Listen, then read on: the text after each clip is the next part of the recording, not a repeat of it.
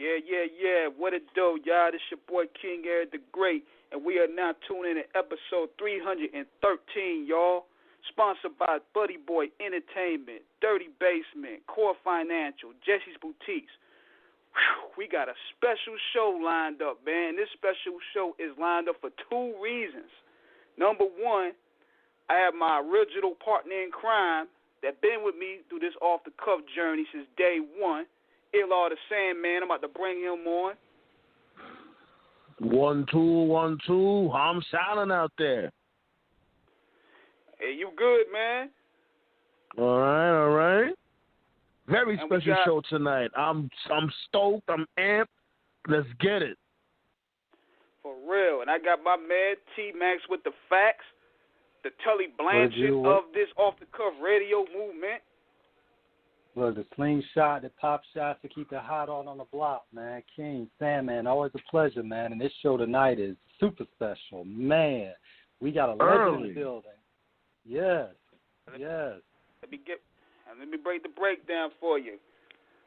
Call number is 1516-531-9596. We're going to be taking callers at about 9:30 to 9:45 just to get the flow going. But this is a special show for the night, and I'm gonna lay the intro down. This guy right here is possibly one of the biggest faces in the Philly rap scene. He rapped with the best of them. He brought the energy back to a dead battle rap scene and made it exciting again. Yeah. This guy here, when he said he's the energy, he's the energy. Yeah. And probably one of the biggest faces of Philly. And I'm not talking Rocky Balboa. Let's all talk about the problem, the hustler. Yeah, but look. Cassidy, y'all. Yeah.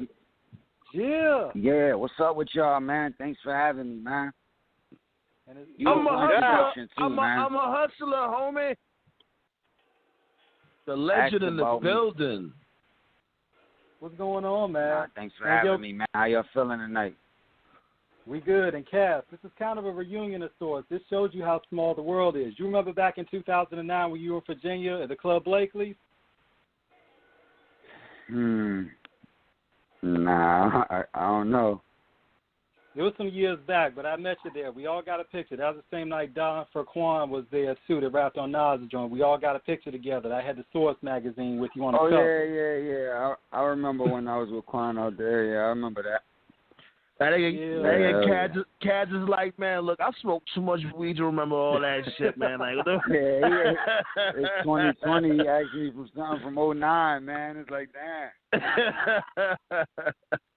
But yo, it's definitely awesome having you on the show, man. Like, you know, we're gonna pop off tonight, man. We're gonna fucking just talk about your adventures and where you came from and all that. For those that's underneath the rock, and we're gonna build, man. We're gonna take this shit from the top.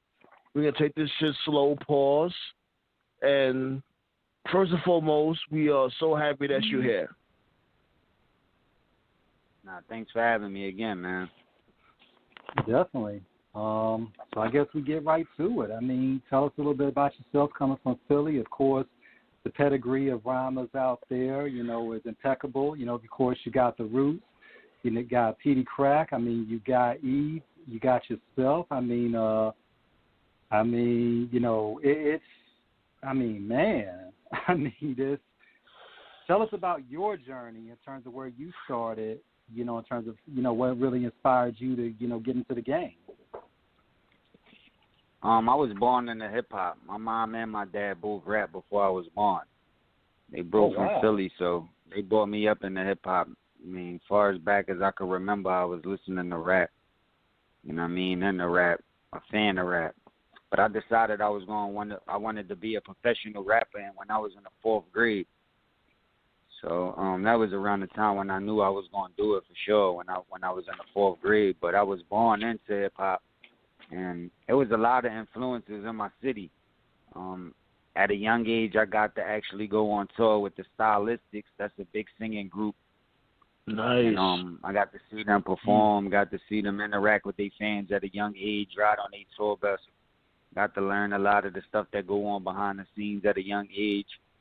And one of my first managers was William Hart, the lead singer of the Delphonics, another big singing group from Philadelphia. So I was able to get a little bit of information and some insight before I got into the business. But when I was in the 4th grade, I knew I was going to do this for good. Now, so you said around that time, my bad, my dude. So around that time, like, what was you doing? Like, did you start at battling that first, or was you just, writing little songs here and there and, trying to hone your craft at first? Well, when I first started in the 4th grade, I wasn't really focused on writing songs. I was more focused on just writing raps and saying them to people when I seen them, when I was in front of people. And I mean, I wasn't at the level of really recording music yet. You know what I'm saying? I was only in the 4th grade, and plus at that time period, studios wasn't as accessible as they is now. It's like it was expensive to get in the studio. Barely a little bit of people only was able to have demo tapes to record. Most people was either doing it on a karaoke machine or it just wasn't no real recordings back then. You know what I'm saying? So it's like I wasn't really focused on making songs and trying to get in the studio. I just wanted to be the best with putting bars together. So I mainly was focused on that in the beginning. Now, one thing about it, Cass, and you talked about you at 4th grade really finding your voice in terms of really wanting to do it. Now, you went to Central High School, and you were considered like, one of the most elite, not only, because you were still developing your rhyming, but your acumen in terms of intelligence was already incredible to begin with. And I mean, you're also looking at a situation, where he was 103.9, Zulu, that's pretty much you already getting, that type of, notoriety then in terms of your rapping. And you were 14 years old. I mean, the people already were co-signing you. I mean, you were signed to Rough Riders, at 16. I mean, with Clive Davis at 21 in terms of marketing. I mean, dude, how does somebody like that just have that type of a stint? I mean, in terms of just, when you say you were born to do it, those credentials alone show that you were already like on your way. Yeah. Plus, I took it serious. Like, I knew if you wanted to be successful at something, you really gotta put in work and take it serious. And I see every other profession that you could get rich in or get successful in, you gotta put in years and years and years of your life. Like, for instance, my little brother, he a doctor, but he 11 years younger than me, and he been in school forever. And it's like he's still in school taking certain classes still to this day, and it's like his school never stopped. And it's just taking him a long period of time before he can, accomplish what he want to accomplish in his field. He's still working. So I'm thinking, like, if you want to be a doctor and you got to go to at least 8 to 10 years of college after all the regular school, then you still got to go through at least 8 to 10 more years, 12 more years of school or some shit like that. So it's like, damn, if you got to put in all that work just to become a doctor and have a job, if you want to be a rapper and touring the world and just making all this money, you got to be willing to put in work. Like, you got to be willing to put in as much time as a doctor will put in. And you got to be willing to put in as much hours a day as a doctor willing to put in too. And a lot of people be playing with this music shit, write a rap every now and again, might focus a half an hour a day on their music and think they going to get a deal and get all this money from it. But at a young age, I was taking it serious, like dedicating most of my day to working on it. So that's how I was able to grow so quick and become such a monster at a young age, and people was looking for me, and I was in demand because I had to work, because I was taking it serious. And that's real, Cass. That's real, Cass, because I always remember a quote that Red Cafe said, and I never forgot this, a good friend of mine, shout out to Shakedown. And Red said once, when you get signed, it doesn't mean that you're rich and that your life has changed. It simply means you have an opportunity. And definitely you echo those sentiments to the utmost. Now, before you actually broke out on your own, you also were rapping, with a couple of your homies, Shiz Lansky and Cal Akbar, under the group, Larceny, which was your first, iteration, coming into the game. Tell us about that in terms of, going on the group, as a group before you actually, went for Dolo. I was already a solo artist, and I was popping in the city, like you mentioned, Zulu radio show, and I was battling damn near every day at Berlin Island after school. A lot of ciphers, a lot of just putting in a lot of work at that time, and I was a solo artist. I don't mean to cut you off, my dude. I didn't mean to cut you off. But what school was that right there? That was you was in junior high around that time, high school, or? Oh no, I was in Central High at that time. It was like Central High is like walking distance from Burr and Alany. So after school, I would just walk up the street to Burr and Alany and be there every day. So cool. Yeah. So I started getting my name known, and I started popping. People started coming to the city looking for me, and I met TD, Swiss Beats' biological father. He became my manager. I met him in a barbershop in Philly. I started rhyming for him and pressed him. He took my information down. Couple days later, he called me. He said he wanted me to come out New York to meet his brothers, D and Y. They was the CEOs of Rough Riders at the time. So when I found out that information, my mom paged me when I was in school. This when Beepers was out. So she paged me. I hit her back, and she told me that he called and wanted me to come out New York.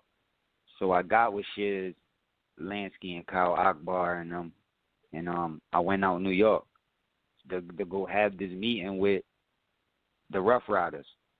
But when we was outside the meeting, we was a team. Like, we wasn't a group, but we used to hang around each other and always do music around each other, so we knew each other raps like a group. They knew all my raps. I knew, like, most of their raps. You know what I mean? We was just like a group, but we wasn't really a group. So I told him, like, look, man, since y'all know my raps, I know y'all raps, we could go in there, back each other up like we a group. They won't know the difference, like, you know what I'm saying? And maybe they might like us all. Maybe they might like one of us, but at least we all get an opportunity. Like, I wasn't being selfish and just worrying about myself. So we wasn't a group at the time, but we went up to Rough Riders and rapped like we was a group, and they liked us as a group. So after we had the meeting, we came down and we came up with the name Larceny. And that's when we made the group after we had the Rough Riders meeting. So we wasn't originally a group. We just formed the group at that time. Got you. And now, go ahead. Yeah, we signed as a 3-man group, the Rough Riders, you know what I mean? But I was always originally a solo artist. So once I got down with Rough Riders, we did start making music and putting in work. That's how I was able to get a relationship with Swiss, because he was over there at Rough Riders. When he wanted to start his own production company, he wanted me as a solo artist. And I talked it over with them and my manager, and that's how I was able to go solo. But it's not like I was always in a group and just went solo. I was already a solo artist from the beginning and just formed the group to try to get a situation. And it was an opportunity to be down with Rough Riders, but we wasn't really getting no distribution. We wasn't really getting no budgets opened up at the time. So it's really like we was just sitting around. So what I wanted to make a good thing turned out to be not so good. So I had to bust a move, and the best move for me to bust was to go with Swiss and start our own production company, which would get them, everybody, free from the contract that we was already in. So they could be free to do whatever they want to do, and me too, so we could get in a better situation. Got you. And, it's wild, Cass, because you come along in the 90s, in early 2000s, mid-2000s, when you did get on. I mean, you're coming across the Philly rap battle scene, because this is the time that the battle rap scene is really becoming big. And, I mean, Rough Riders, we already seen the Lox, DMX come in. I mean, what is it like? Especially around that time, Rough Riders was running shit. Yeah, I mean, what was it like? Did you know that you were going to be part of such a historical movement, and then watching, Swiss Beats really make his ascent to what he will really end up becoming? They already had a little bit of light before I got down with them. Like, they already had hits and stuff like that when I got down with them. So I already knew they was huge and what they was capable of, but I ain't know that. I mean, it would have been impossible for me to predict exactly how it would have went for everybody. You know what I'm saying? But I definitely knew it was a strong team and the type of team that I want to be down with and affiliated with from the beginning. But when I came around, you know what I mean, a lot more things started to happen. Like the company grew, more people got more bigger hits and bigger opportunities. Like, a lot changed after I came around, so I was able to witness it, and it definitely was a good look. All right, so, because I do remember when you was down with Rough Riders for, like, a short period, because I remember, like, flyers or whatever, would you on there or whatever say that you was with Rough Riders for, like, a short period of time? Because I'm from the Bronx and shit. And I just want to know, like, how... Like, what happened to that departure? Like, what made that departure happen between you and Rough Riders? I mean, I never departed from them. I mean, we still family. I still got relationships with them to this day. Oh, so you like? No, I mean that. I mean, like, you was never signed to them. You was never signed to them, basically. Nah, I was signed to them. I signed to Rough Riders when I got down with them when I was 16 years old. I signed the first contract when I was 17 years old. So I signed the Rough Riders in the 3-man group, Larceny Family, when I was 17 years old. We started making records. We started putting together our project. We was on Rough Riders Ride or Die Volume 2 and Volume 3. And around that time, the second one was set.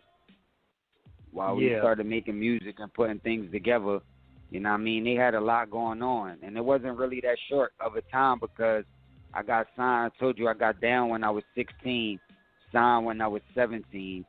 And then I didn't re-sign again until I was around like 20, 21.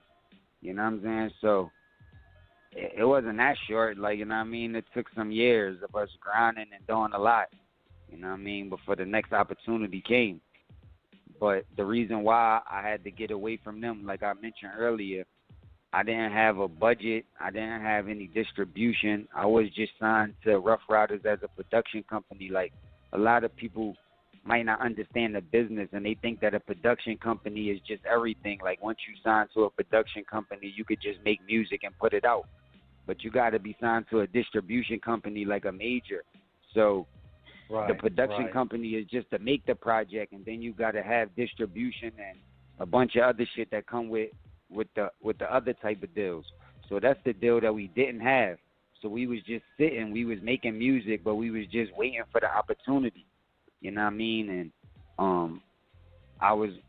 it was like over the time for me to wait. It was time for me to do my thing. And that's why I was able to get out that contract and able to sign a new contract with Swiss, which was a new production company that we started, Full Surface Records. And then I went and got distribution from Clive Davis and J Records. So that's where the budgets and the distribution came from, was Clive Davis and J Records, and Full Surface was my production company. Got you. King Eric back, now, one thing about... My apology, y'all. I had to take care of something real quick. But one thing we're very observant is we're observing the album anniversaries. And this past March marked the anniversary of your first album, which was Split Personality, which was, I think, came out 16 years ago. How you feel about that album? That was the second one, right? Man? I think that was the second one. Nah, Split Personality was my first album. That was the first album. My bad. Yeah. Now, one thing about it, Cass, is... Oh, go ahead. Yeah. Nah, repeat the question. You said the album came out 16 years ago. But it came out 16 years ago, and it's like basically the anniversary, man. How you feel about that album looking back, man?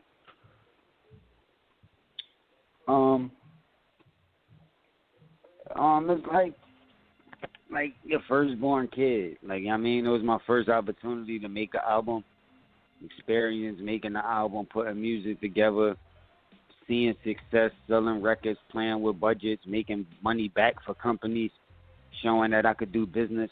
No, I learned a lot with that project. So that project, you know what I mean a lot to me. So. Did you ever see any money off that album? Of course, I still see money to this day. Oh, hell, man. Music that I on that album. Because I think it went gold, right? I think it went gold. If we wasn't on lockdown right now, I would be running around touring and performing music that I put out on that album. You know what I'm saying? Still get booked to this day to do records from that album. So shit, because I already know, like, I'm a hustler. Like, I'm a hustler. That shit right there is. I'm a hustler. Will never get old.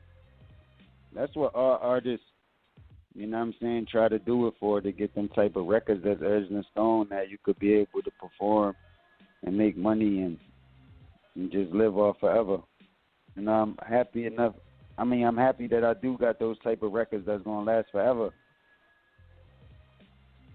You know, and Cass, that's really important, you know, when you get into the game. And I think a lot of artists, you know, sometimes, you know, we'll get to that later on in terms of the state of hip-hop, where it is and how it changed.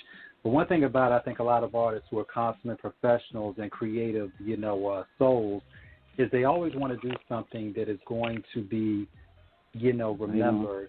I remember an interview they did with Fonte years ago, and he said you want to make music at 20 that you're not embarrassed to listen to at 30. You know, because one thing about classic material, which your album is, you know, your debut is, that's an album that is like going to stand the test of time, as you know, as long as hip-hop culture lives, which will be forever. You know, so, I mean, for you to have a classic like that, and I mean, you know, how does it feel to know that you made such an indelible, impeccable, incredible imprint on the game from when you first came in, once you got that debut out?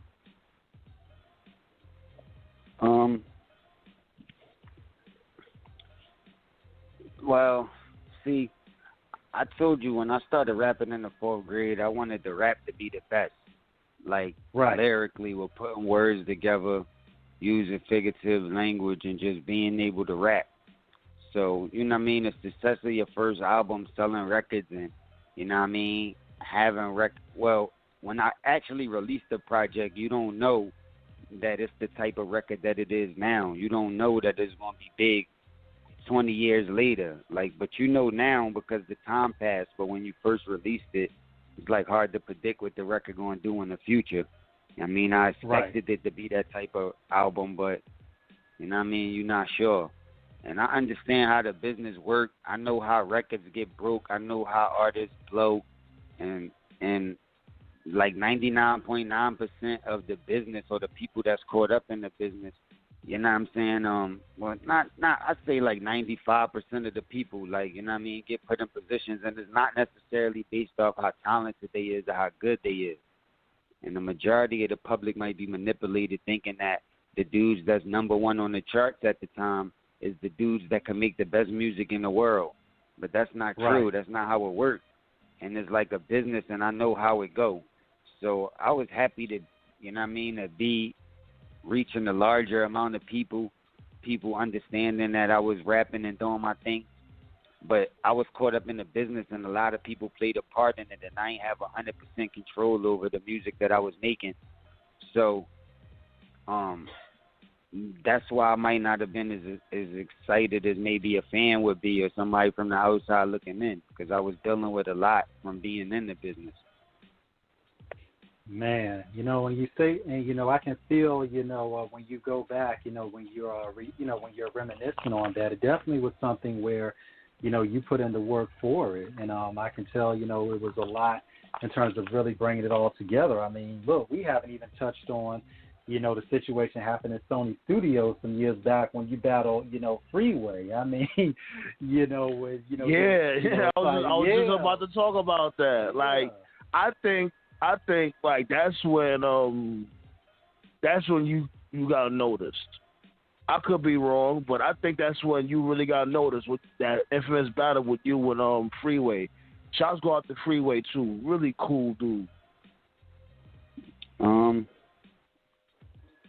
I mean, I guess you could say it with what perspective you're looking at it from, because before that Freeway battle, I was winning the radio, like that Zulu radio show for years. Like, I was already, like, super lit, known in the city for doing this.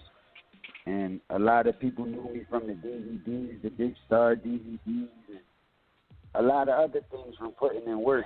So a lot of people already knew me. That's why I was in the studio with Swizz, Jay-Z, Freeway, and doing my thing, because I was lit at the time. But it did help, you know what I'm saying? And it was a big thing for the culture. And that battle is what inspired all of these battle leagues to start, and all of the type of battling and competition and everybody being so competitive and all of that stuff that we see now. That battle was like the foundation for a lot of the stuff we see now. So definitely played a major part in that battle going down in history. But that battle is not what got me known. Like, I was already known to a certain group of people and was already in position to be about to be known to a larger amount of people. So even if that battle didn't happen, I was still working on a project. I still had budgets open, and I still was recording music about the release and stuff. But, you know what I mean, it definitely, you know, everything happened for a reason, and I'm glad it went how it went. Yo, you mad slick, Cal. Yo, Cassidy's mad slick. See how he just slid that in there like, yeah, you know, that was, you know, that's what started everything. You know what I mean? Everybody can always respect your arrogance. That's the thing. Nah, it's not even being arrogant. It's just real talk. It's like no battle league existed before the Freeway. No, you're right, though. I'm not even trying to disagree with you, because around that time, I think that's like what the... Like, I think that's like the infancy stage of YouTube and shit, around the time when you guys had that battle. So, yeah, around that time, it wasn't a lot of battles going on. It was very, very rare. Nah, it wasn't even no battles going on at all. And battles definitely wasn't getting caught on camera or set up to be on camera. Like, nobody never seen that. Like, you know what I'm saying? The only time you might see a battle if you was in the street and just happened to be around and seen one. But it wasn't nowhere to, like, distribute the battles or put them out. Mixtapes and DVDs wasn't supporting battles at the time. So it was no way for you to see a battle. You know what I mean? And we was the first ones. And actually, it was even premature for the YouTube and all of the social media. So it was a videotape. But DJs got it and took the audio and put it on mixtapes, and that's how it got around the world. A lot of people was just listening to the me and Freeway battle at first, just the audio. And then a little later, once technology started to advance and then people started to see the video, like later, you know what I mean? And some people wasn't even aware when people was listening to it, and they just didn't see it until the video was already out. But, you know what I mean? It's like just the audio. No battle ever did that before. You never heard nobody just riding around in their car playing nobody else's battle. You know what I mean? That was like history. It's like, so that made a lot of people realize how much energy was in battle rap, how much love people had for battle rap, and how much money it could gross. And that's why you see all of these leagues now. And you see a bunch of people getting money from being battle rappers that would have never been able to get the opportunity to do that before I came around. Now you know, Cass. Hold that line right quick. I think we got a 415 caller right quick, because he got a question for Cass.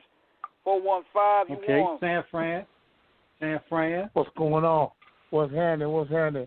Hey, Cassidy, man, I just want to say, man, I always appreciated the heart that you brought to hip-hop. You ain't never been, like, scared to face nobody. Hold on, caller. Wait, hold on. Let me cut you off, caller. But, you know, state your name. You know, where you calling from. Talk to the people. We don't know who you are. Okay, right That's quick. Fleetwood. This your boy Fleetwood, man, up out that Bay Area, the Golden State Warrior, filmmaker, author, most of all community activist. I never will apologize for being dark-skinned and black. So, yo, man. Exactly. Hey, Cassidy, you ain't never been no punk about the mic, man. And I love that in you, bro. It ain't arrogance, bro, but you know who you are and you know your ability, and that's hip-hop. You feel me? It's being cocky, but it's being humble at the same time. A lot of people can't walk that line, and I've seen you walk it your whole career, and I just want to salute you for that, my brother. Right quick, I made a documentary. A lot. Yes, sir. Yes, sir. I made a documentary film called The Cotton Picker. It's about the con game called sharecropping.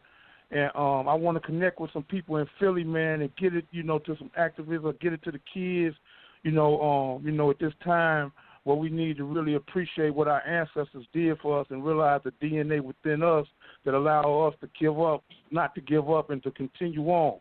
So, I just wanted to reach out to see if you got anybody you could connect me with where I can get that film down there to them, just to, create some discussion and dialogue.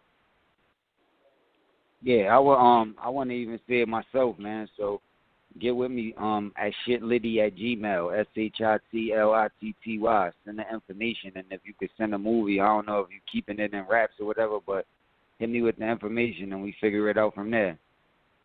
Okay, definitely. I get the email from the host, and soon the show over, bro, I'll send it to your email. Much love and respect, man. Keep pushing like a pregnant woman, man. We need you, baby. Salute, boy. Keep doing your thing, man. There it is. Yeah. Big shout out to Fleetwood, man. Yeah, man. Now, one thing, Cass, when you talked about how, you were really in a part of that first, incarnation of battle rap, man. And I mean, this is before the Smack Leagues, this is before guys like, of course, Loaded Lux, Arsenal, and all of them would like really come to prominence. Even though battle rap leagues, pretty much, ciphers have always been a part of hip hop, in terms of going, battling.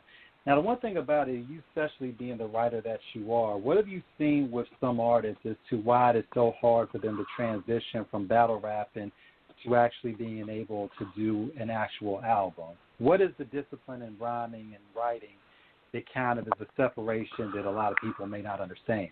That is a good question.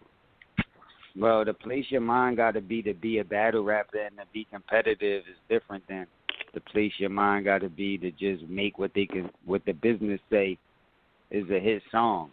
And it was even like that back in the day when people was battling more by the rules. Like people was battling with rhymes that they could say on the beat. People was battling with rhymes that could be on the diss song because it was following the rules. It was on time. It was set up the right way. But now battle rap is more like spoken poetry. So they not like, it's like spoken word and shit. So they not like following the same rules as music. Like a poet don't have to be on the four. Like he don't have to rhyme on the bar. He don't have to follow four beats and say that's one bar. A poet could use a more scattered pattern of writing. It's more free and loose. So you could get ideas out, but when it comes to writing on the beat and trying to make songs and style and say it different ways, and it's like a whole nother different form of information that you need. And dudes be so focused on just doing that spoken word and that poetry that they do that they not able to focus on all of the other things that you need to focus on to be a complete musician. You know what I mean? A complete rapper. So it's not really a lot of books. It's not a lot of people that could tell you. So really you got to really put in the work and you got to learn through grinding. And a lot of these dudes don't grind hard enough. They don't work hard enough. They lazy. And then when they do work, they work in one direction. So that's why it'd be hard for them to make the transition from battle rapping to making music, because it's completely different and they don't work hard enough to do it. Would you say? What made me realize? Would you say? Maybe I wanted to ask him something real quick. This is something real quick. Would you say that because normally they don't rap to no beat, they just accustomed to it? So when they start for them to jump on the beat, it's hard for them to follow the melody. Would you say that's the reason why? Nah, that's just one of the reasons. There's a combination of reasons, but that's one of them. Like, you know what I mean? But if you write in a scattered flow when it comes time for you to just write to a beat, them thoughts and them punches that when there's no timing and there's no beat, you got an infinite amount of time to say shit that might not be structured right. And if you just doing it poetry form, people will still be able to catch it. But it won't go on beat because the timing is off. So when they come to thinking on beat and trying to put it to a flow, they can't think like of the same type of figurative language that they would if they was doing that poetry. And that's why when you hear them in battles, they might sound better, like they doing more deeper thoughts. But when you hear them do their music, it don't sound as good and don't sound like they thinking as deep because they can't. And another reason why it's hard for them to do it because these dudes ain't originate that flow. Like, these dudes is trying to follow a formula that I brought to the table and I made popular. And that's why I could just battle. I could rap any type of way, and I could make music. I could do it all, and I could rap about anything. Talk like, your you know shit, what I'm saying? Kat. I got a video. Got a video shit. coming out in the next couple of days, and the song dropping on the 22nd on all platforms called Lean On Me. And it's like a different type of feel. It's a different type of music. It's like no battle rappers will ever be able to make music like that. Like, you know what I'm saying? But that's not like the only type of music I make. I make a different type of records. I could rap about anything that's on my mind and still make it just as hot as if I was rapping about whatever. You know what I'm saying? And that's what being a real rapper is. And all of these dudes, like, got limited amount of subject matter that they can attack. They can only do and rap about certain shit. You know what? I'm glad you said that. I'm glad you said that right there. I'm glad you said that right there. Perfect segue. Because you said that you like to just rap off what comes to your mind and shit. Like, what was you thinking about when you came up with that track, Battle Me Face to Face, and you came up with all them different types of celebrity names to battle each other? Like, I think that song was highly slept on. I think, you know what I mean, more people should have. This motherfuckers just now listening to that shit and thinking that it's new. Yeah, because I'm ahead of my time. So it's going to be like that. Like, a lot of people, it's going to be like that. Like, things is going to happen now, like, with this revolution and with the police killing a lot of people. It's like a lot going on in the world. So a lot of rappers just want to ride what's trending and the hashtags right now, and they want to talk about this topic because they think it's a popular thing to do. And I'm happy that they waking up and bringing the light to the table. But we was just talking about split personality, and you said it dropped 16 years ago or whatever, and I got records on there talking about what's happening now. But when I dropped it, of course, people wasn't listening to songs like The Message and all of these songs I'm talking about exactly what's happening now. It wasn't hitting them the same because they ain't even experienced what happened. Do you remember the name of those tracks? Years. Do you remember the name of those? Is the one I'm talking about. That's the name of the track, Messages? Okay. Yeah, that's one. That's just one of them. That's one of them. But like, I was always talking that type of talking. Like, even the intro on Split Personality, if you listen to the intro, just the very beginning, the first thing that I rapped on my first album, my interpretation. You hear how deep I was going. You hear how deep I was going and some of the things that I was saying, and that's exactly what's happening right now. But I'm ahead of my time. Like, it'd be hard for people to understand it then. It might be now that they just understanding what I did 16, 20 years ago. So, you know what I mean? But that's not going to make me stop working because everybody not on the same timeline.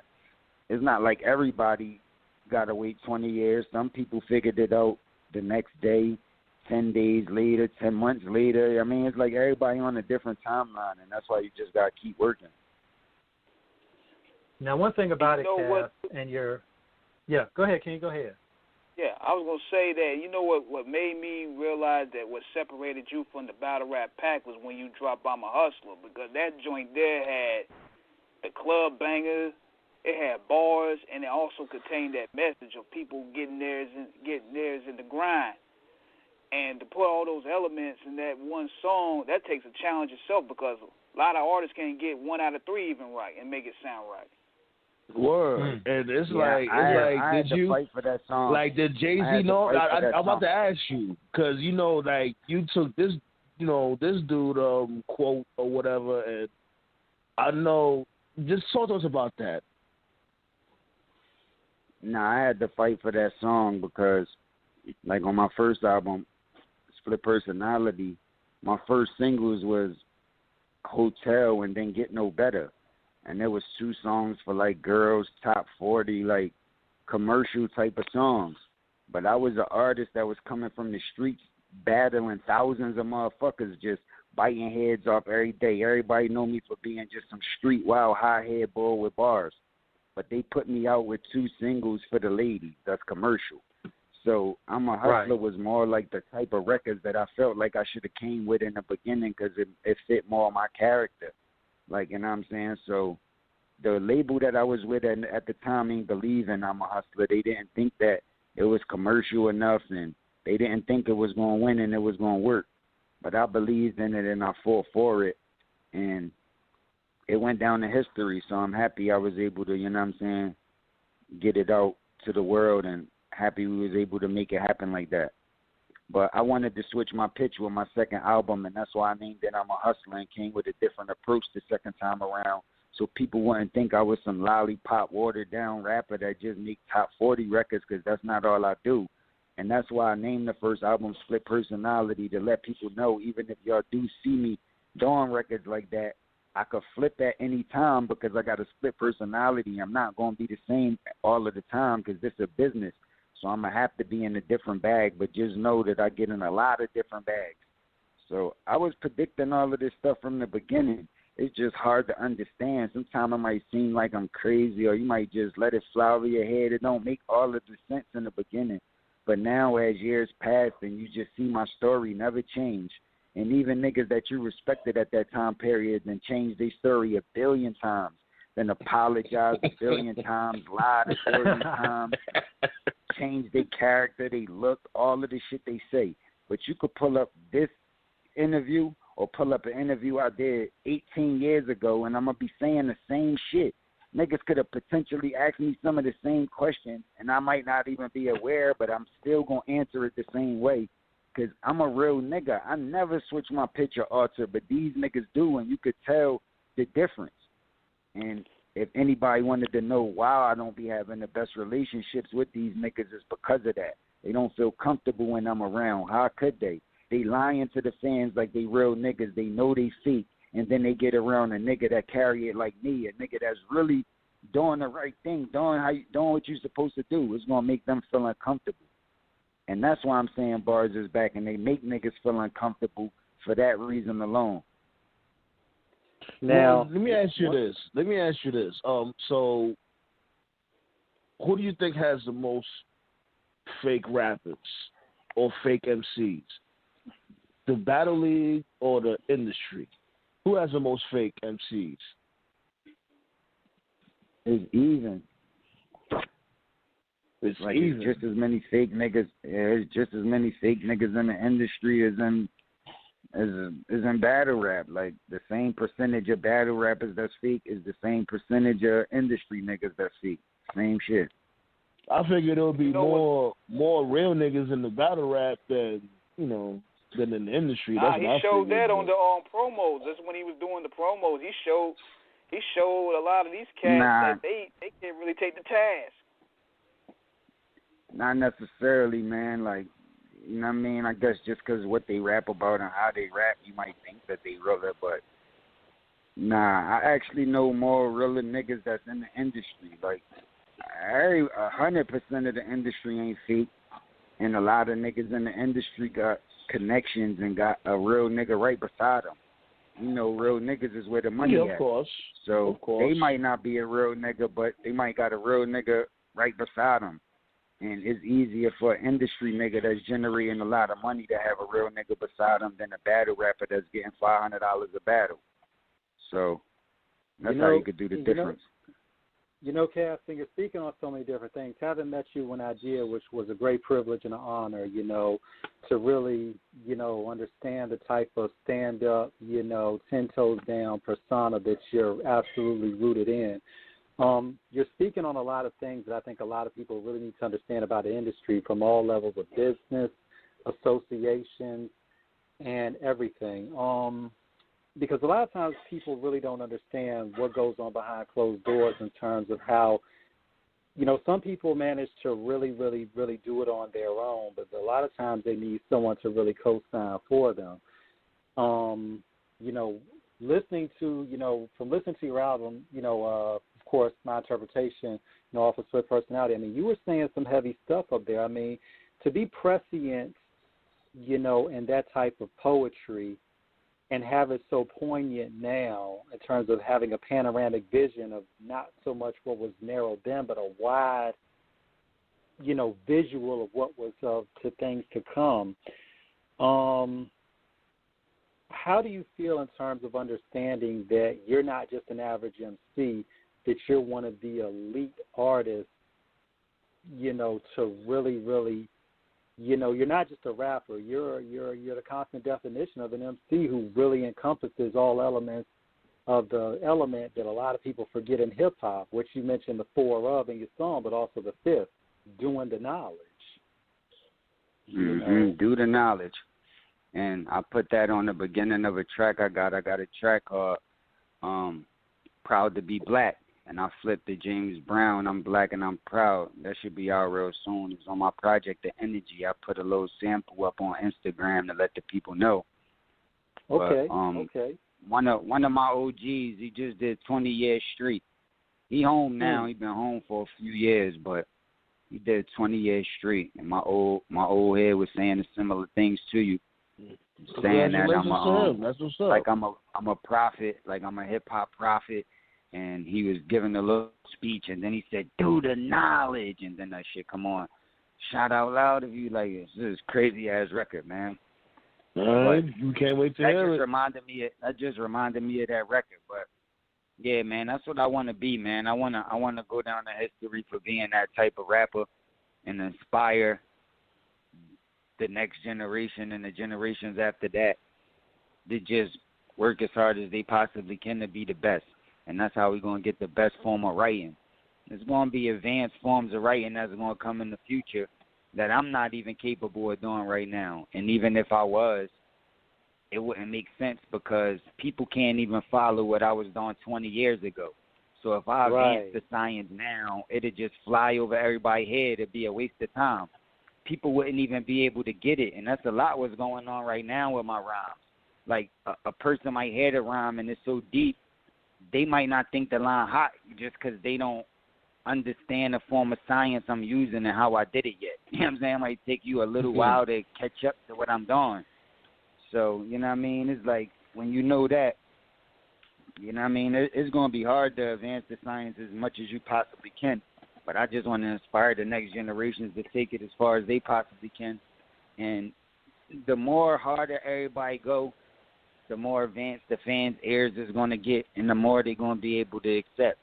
Like, I was just watching this Unsung on Kumo D, one of the legends, one of the greatest, right? Yeah. But when they was rhyming, when he was out and he was doing his thing and he was battling, like when he battled Busy B and all that, like a lot of their rhymes, they was using one syllable, right? And it's not because I don't think Kumo D can't piece up more syllables than that. He even did that fast flow rap that was piecing up multiple syllables really back in the for. day, and that was rhyming fast. Yeah, so that's what he was really known for, that rapping fast shit. Yeah, and he was piecing up 2 syllables, like, you know what I mean, 2-syllable words back then, and this was way back in the day. So it's not that he's not capable of piecing up the syllables. It's just that fast flow, rhyming 2 syllables at that speed, when he brought that out, that was advanced. That was too much for people. They didn't even understand that at that time. So if he would have came like doing punchlines like I did when I came out and rhyming 3, 4, 5, 6 syllables like I rhyme, it would have been impossible for people to follow that. They wouldn't have got it. They wouldn't have liked it because they wouldn't have understood it. It took years of people advancing the science for it to get to the level that it was at when I came out for people to be able to understand it. You know what I'm saying? But I just want to encourage all the young boys to just keep pushing hard as they can so that it just make the fans' ears open up. They understand the science more.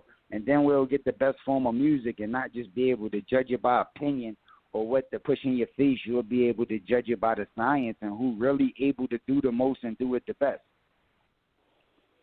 And you know That's what's really real. admirable about how you carry yourself is just like what Fleetwood mentioned earlier, how you was a bull with the pen.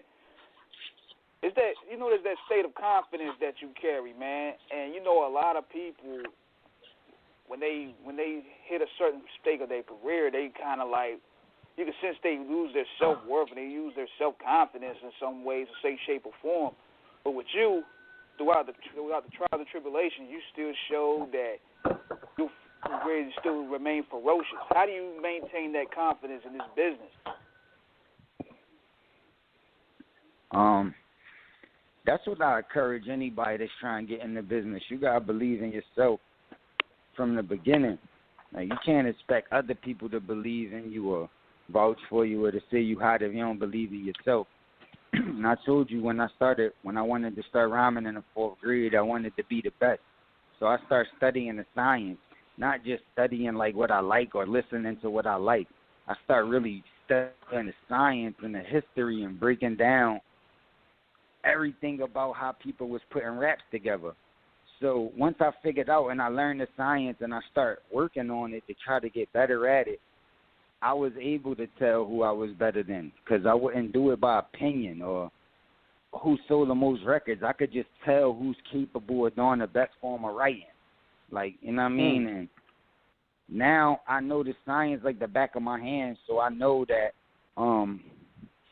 I know the science, like not just my raps, but anybody raps. Like, I be telling, like, the people I got around me, that's why any artist that ever come around me or spend some time around me get way better. Like, any artist that you ever seen me have any contact with, been around, they got better because I give them a piece of the science and to help them learn. So that's what I want to do, man. I just want to teach. Got classes coming. I'm going to give more people the opportunity to get this information because there's not a lot of people that can teach it. Like, and I mean, a lot of people love hip-hop and want it to be better, and they might hear a song and, like, I don't really like it. But they can't explain why they don't like it. They can't explain what's wrong with it. They can't explain how you could have made that line better or how you could have made the whole song better. They just know that they don't like it.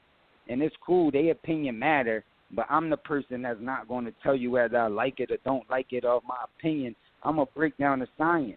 And I do that with anybody raps, from the highest rapper to the lowest rappers. And that's why when niggas be putting up these top 5 lists and be trying to compare niggas to me as far as bars go, I be cracking up because most of the people in they top 5 I done ghost ripped for already, gave wild lines and ideas for already. Been in the studio and these dudes told me I'm the best, and I know they look up to me as a rapper, but they putting these dudes in their top 5 and not me. And that's why I just keep grinding and keep outworking niggas. I feel like nobody in the industry or in battle rap or nothing made as many songs as I made in 2020 alone. Like, you know what I'm saying? I be seeing switched on versus battles. Niggas be going 20 songs for 20 songs out of their whole career. Nigga, I could go 20 songs that I just did in 2020. Like, you know what I'm saying? Like, let's go 20 songs that I just now did. Like, that ain't nobody here. I'm willing to do that with anybody. Like, you know what I'm saying? Like, anybody in the world. I know even the best niggas in the world ain't been working as hard as me. They only got a couple songs done. And there's no excuses. We on lockdown. Niggas been on quarantine. Niggas be making up excuses like I'm so busy. Man, yo, I'm doing shows. I'm tell me about it. Now tell niggas me locked about down. it, niggas ain't got shit to do and Talk ain't no your work shit, coming Cass. out. It's like, what the fuck is these niggas doing? But now y'all Talk get to your see shit. why. They don't got them A&Rs around because they quarantine. They don't got all these writers around. They don't got all these extra producers. All these niggas that they could steal flows and steal melodies and steal concepts and collaborate and make a group effort. That's why they ain't making no work. But I do my shit from the muscle. I be in the run by myself, and that's why I get it done. That's why I got a project coming now. I put new songs up every fucking day on social media. I'm just going so crazy. It's like I can't stop. It's like nonstop. Song after song after song after song, because I do my shit from the muscle, and it's all. It's like, yo, I don't need the reason why I'm saying around, this shit, I'm not even trying to be a hype man, but you definitely fucking hitting the target, because I've definitely heard this shit too, because, you know, I'm an artist myself, and motherfuckers would be like, oh, you know, the coronavirus slowed shit down, coronavirus did this, coronavirus did that. I'm like, yo, my dude, I did a motherfucking mixtape during this shit. You know what I'm saying? I'm doing shit. I'm still making tracks. So it's no excuse for anybody. There's like even only more person time to make tracks, man. Niggas exactly. ain't got the no only school, the only one that can stop work, you is ain't you. got shit to do. Yeah, only one that can stop you is you. Work. Like, and yo, I'm glad you said that shit. And we're gonna make that a sound bite. We're gonna make that shit a sound bite and put that shit on YouTube for these lazy fucks to get their ass up and go to the fucking studio. B. Cassidy said this shit like I agree with Cassidy. If you a real MC, you a real rapper, whatever it is, ain't nothing gonna stop you, B. Because at the end of the day, we still got the internet. For you sure. know, and that's something real, Cass, that you said because and these the niggas be acting like they so rich. When it's time to show off, they want to show you they cribs and I got all of the cars. I got the studio in the house. I got the best TVs. I got Siri this. I got this. I got the best shit. So if y'all got all that shit in y'all crib, then why the fuck y'all ain't quarantining in y'all crib and making no music? Like, what are y'all doing? Exactly. Like, y'all not reading no books because y'all still sound dumb as shit. Y'all not studying. Y'all not doing nothing. So what is the excuse? Y'all should be making some fucking music. Ain't y'all musicians? Ain't y'all rappers? Ain't y'all fucking putting out old ass songs that they did difference. From years ago? They're entertainers. They're entertainers. See, you're a lyricist. You are a lyricist. They are entertainers. It's a big difference. You know, they ain't even good entertainers. Let them motherfuckers know, B. Bars is back, yo. Let them know Bars is back, Cass. Energy is here. Yeah, we gotta separate. We just gotta separate the two. I ain't saying that entertainers are niggas that is not good writers or got a bad work ethic. I ain't saying them niggas can't be around at all. But niggas need to know. But a lot of motherfuckers getting exposed. A lot of motherfuckers getting exposed right now. And just need to know that they entertainers. Don't just be a fucking entertainer and trying to run around and act like you competing with me when you know that everything that I've been writing for the last 20 years I done wrote 100% of and then wrote a large percentage of a lot of other nigga shit.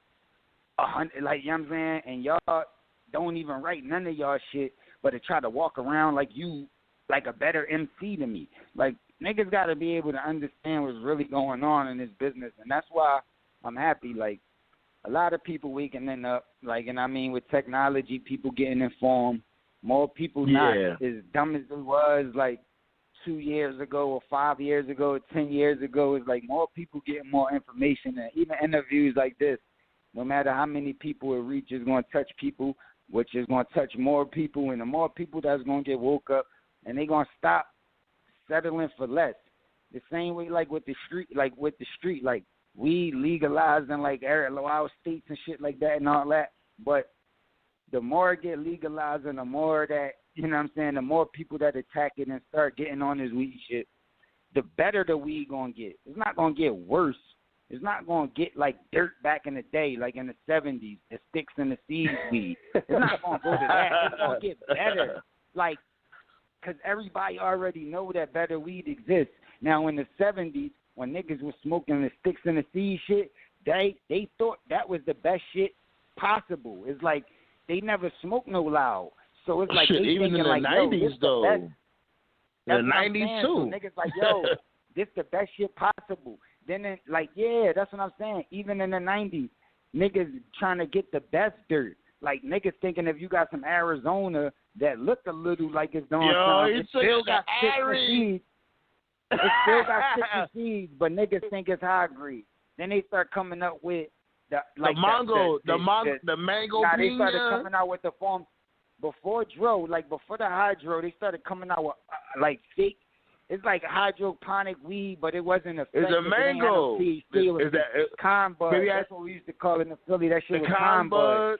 Then they started coming with then we had the what's that shit?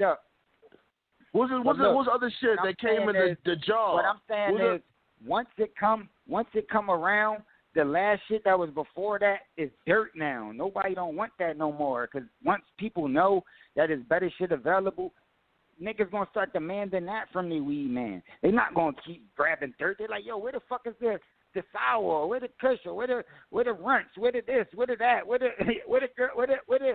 gorilla? They gonna start naming names that they hear rappers talking about, that they seeing on TV, they seeing on the internet. Niggas gonna want to demand that they gonna want the best.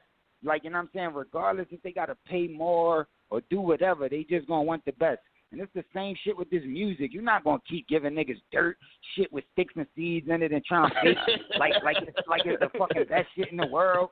It's like the only that shit ain't gonna fly no more, man. Like niggas ain't even trying to take dirt like nowhere, man. Like, come on, man. Like that shit ain't gonna fly no more. Niggas gonna demand better shit. Just like the street.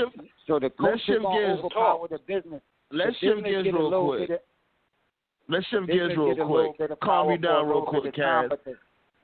Let me calm you down little bit, Cass, because you fired up. I love it. We love it right now. You fired up right now. But let's calm down for a quick second. Let's shift gears. Yeah. You know what I'm saying? Because you already done conquered. The rap game and all that. I remember from before you was taking your part in the acting game. You was in the Next Day Air. Like, how did that come about? Yeah, that was a Benny Boone movie, and Benny Boone, he from Philly, big time director on this thing, and he actually directed the I'm a Hustler video when we went to Philly to do that. So, and he did the Big Business video shoot. That was like the first video I was in with all of them, Puff, Snoop, Jadakiss, all of them dudes. So we had already had a relationship. So when he was on his movie, which was Next Day Air, he called me out to be in it. So it's not like I auditioned or nothing like that. I had a relationship with Benny Boone, and he called me out to do it. So it was a good look. That's awesome. And he didn't give you no script or nothing. You just told him, you just like, yo, I'm just going to say, oh, them dudes stealing your packages over there, and that was it. And shit. Nah. I ain't have a script like ahead of time to audition. I already got the part. And I ain't get a script till the day that we was shooting and all of that. Like the day before we was about to shoot, I got the script and I got to see it.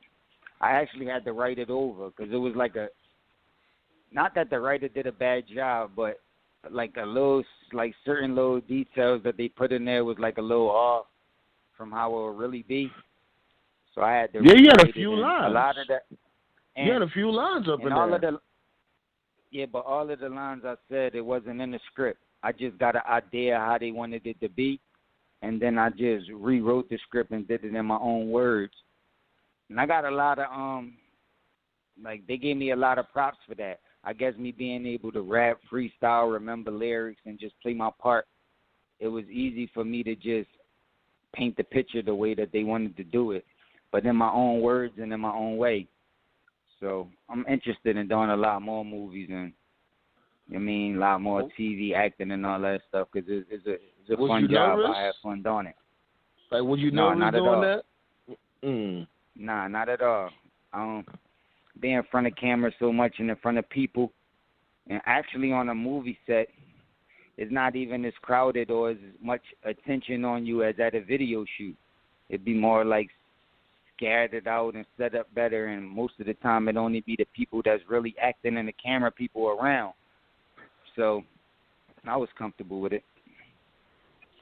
One thing about it, Cass, is, your talents are and your academics are so broad in terms of understanding the art of rhyme. I'm still stuck on what you were saying about you could possibly teach a class about the art of rhyme and how to really construct, because Lord knows a lot of these dudes out here need it. But also, too, in terms of you doing, rewriting lines in movies as well, definitely I could see you being a screenwriter, to really tell such a vivid story, and such a poignant, portrait. In terms of what you said earlier, we got to revisit this a little bit because I don't think this can be overstated enough about the downtime that we're experiencing and how people really need to rehome their art in terms of the music. Because what you said resonates. Everybody that bad smoke ain't something that people going for no more. I mean, everybody want that potent type of blow that's really going to blow their mind. Yeah, B. Want that strawberry shortcake OG. Yeah. Yeah, and that's why everybody gonna have to split up and at least come with grade. Everybody gonna have their special type. Some people like indica, some people like sativa, people like different strands, different tastes. But it's gonna have to be grade. It's gonna have to be grade, like up there in THC. It's gonna have to be up there in taste, up there in smell, up there in everything. Now everybody gonna have their different choices, but nobody don't really want no dirt around. So now I wanted to ask you this too, Cass, especially from a perspective of not only, you being a distinguished statesman of the culture and a proud and such a, decorated ambassador, but also too in terms of who you see who's actually coming along. Like, of course, you're still making music, and the culture is all the more richer for you doing it and still being a participant. We've also seen in recent years some of, a lot of people really coming from the underground on their independent movement, guys like Griselda. Shout out to Westside Gun, Conway, Benny, and City Boy, who doing their thing. What is your feelings on as social media has progressed? Because years ago, we didn't have this. So what is your feelings about seeing a lot of these artists now having YouTube, Twitter, Instagram, Facebook, who are really, really able to – what do you feel social media has had an effect on hip-hop culture in terms of marketing and celebrity? I think it's better for the creator, the people that's really getting busy and really working. It's going to be better for them. But I think it's going to be harder for the people that was not creators and just riding off of publicity stunts. It's going to be harder to pull that off now with social media. So, but I think technology did a lot for the independent artists because, like I be explaining to dudes, the reason why you had to sign a record deal back in the day, because everything was so expensive. Studio time. Right. If you wanted to sell 1 million records, you would have to get 1 million records printed up, and they was charging like $2 a CD. So that means you needed $2 million to put into just getting records printed up. Not talking about marketing and promotion and recording budgets and features. I'm just talking about just for the albums alone, you would need $2 million. And it's like, where would a regular person get that type of money from? You know what I'm saying? To be a successful artist, where would you get the money to be successful from? So it's like you needed deals back in the day. But now with this technology and social media, it's easier to build your fan base and hold on to it so that now you don't need records printed up. Like, and I mean, now it's digital distribution. You could upload the song and everybody could get it all around the world without you spending any money. And if you're consistent and you could build your fan base up and you know how to work the internet the right way, you can be successful nowadays. And in the next 10 years, the industry is about to probably double in worth. So that means it's not going down, it's going up.